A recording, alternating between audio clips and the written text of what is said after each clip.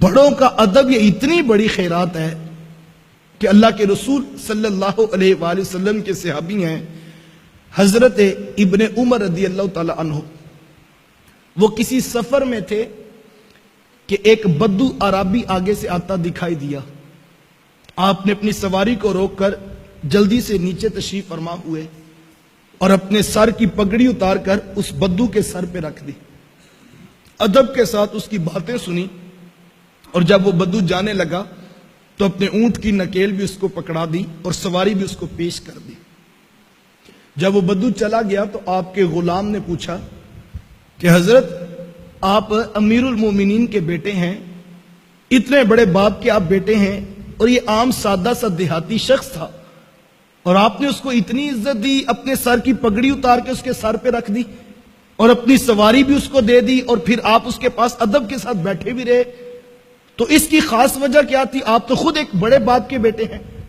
تو ابن عمر رضی اللہ تعالیٰ عنہ فرمانے لگے یہ سب کچھ میں نے اس لیے کیا ہے کہ میں واقعی بڑے باپ کا بیٹا ہوں, اور جو بڑے باپ کا بیٹا ہوتا ہے وہ جو ہے وہ باپ کے رشتوں کو بھی تقدس دینے کا مزاج رکھتا ہے.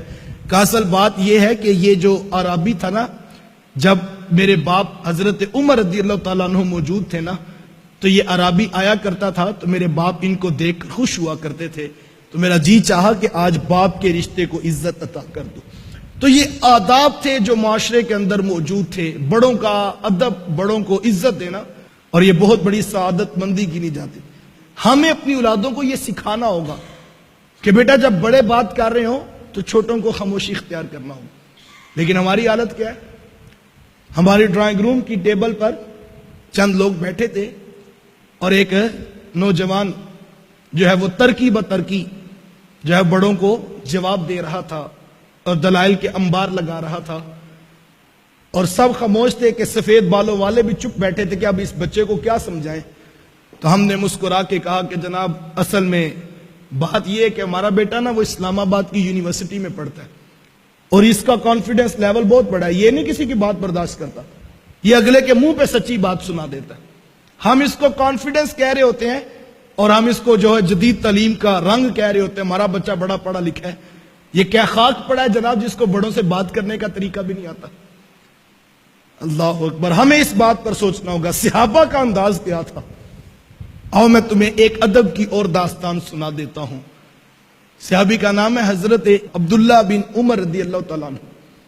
وہ فرماتے مجلس رسول لگی تھی اور اللہ کے رسول صلی اللہ علیہ وآلہ وسلم تشریف فرما تھے. صحابہ بیٹھے تھے کہ حضور نے ایک سوال صحابہ سے پوچھا اور حضور فرمایا کہ صحابہ یہ بتاؤ کہ وہ کون سا درخت ہے جس کی مثال مومن کی سی ہے. اب سب صحابہ خاموش, اور صحابہ فرماتے کہ ہم جنگل کی جڑی بوٹیوں کی طرف غور کرنے لگے کہ کون سا درخت ہے جس کی مثال مومن کی سی ہے, اور اس کے پتے بھی فائدہ دیتے ہیں, اس کا پھل بھی فائدہ دیتا ہے, اس کی جڑیں بھی فائدہ دیتی ہیں. فرماتے ہم سوچنے لگے کہ وہ کون سا درخت ہے جس کی مثال مومن کی سی ہے اور جو نفع بخش ہوتا ہے. فرماتے تھوڑی دیر جب گزری اور کسی کو جواب نہ آیا تو حضور علیہ السلام نے وقفہ سکوت توڑتے ہوئے خود ارشاد فرمایا کہ صحابہ وہ تو کھجور کا درخت ہے. اب مجلس برخاست ہو گئی, صحابہ اٹھ کر گھروں کو جانے لگے. جب گھر پہنچے تو حضرت عمر رضی اللہ تعالیٰ عنہ کے بیٹے اپنے والد ماجد سے عرض کرتے ہیں کہ ابا جی آج حضور نے سوال کیا تھا نا, اور حضور نے پہلی پوچھی تھی کہ وہ کون سا درخت ہے جس کی مومن کی سی مثال ہے. حضرت عمر رضی اللہ تعالیٰ عنہ فرمایا ہاں بیٹا حضور نے یہ بات پوچھی تھی. تو کہا کہ پھر جواب اس وقت تو کسی کے ذہن میں نہیں آیا.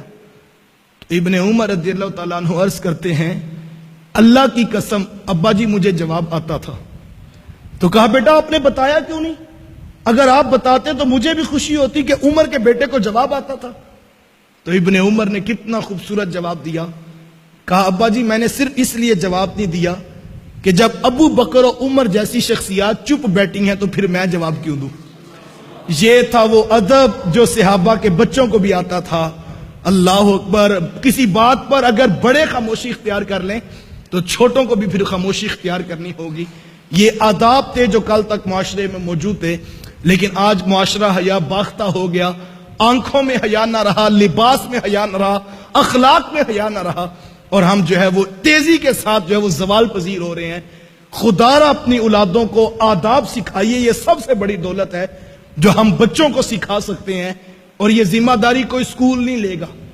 اسکول آپ کے بچے کو رٹا توتا بنائے گا، اسکول آپ کے بچے کو جو ہے وہ ایک کاغذ ڈگری کا دے گا، اسکول آپ کے بچے کو 30 سے 40 ہزار کی نوکری تو دلوا سکتا ہے جناب، لیکن اخلاق آپ نے خود اپنے بچوں کو، اپنی اولادوں کو سکھانے ہیں۔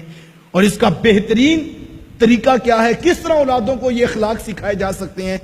جب آپ اپنے گھروں میں وقت دیں گے، اپنی اولادوں کے ساتھ وقت گزاریں گے، تو آپ کی اولادوں کو خود بخود اخلاق سیکھنے کا موقع نصیب ہوگا۔